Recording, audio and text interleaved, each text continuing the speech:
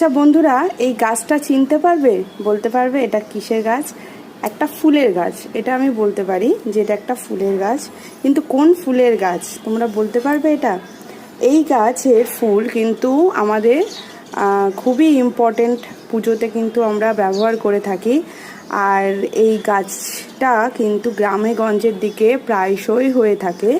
শহরতলিতে বা এরকম মধ্য কলকাতায় এরকম সেন্ট্রাল জায়গায় কিন্তু এই গাছ কিন্তু কেউ টবে লাগায় কি না আমি বলতে পারবো না। আমি তো দেখিনি সেরকম, অনেক ইউটিউবারকে দেখেছি যারা গার্ডেনিং করে, কিন্তু এই গাছ কাউকে লাগাতে তো আমি দেখিনি। তবে বলতে পারবো না, সেটা তোমরা আমার থেকে বেশি ভালো বলতে পারবে। তো জানিও অবশ্যই যে এই গাছ তোমাদের বাগানে বা তোমাদের ছাদ বাগানে আছে কি না। তবে এই বীজ, এটা কিন্তু এই গাছটা তৈরি করা হয়েছে বীজ থেকে। একটা বীজ নিয়ে আসা হয়েছিল গ্রাম থেকে, সেই বীজটা থেকেই কিন্তু আমার বোন এই গাছগুলো তৈরি করেছিল। 4-5খানা গাছ হয়েছে ওর।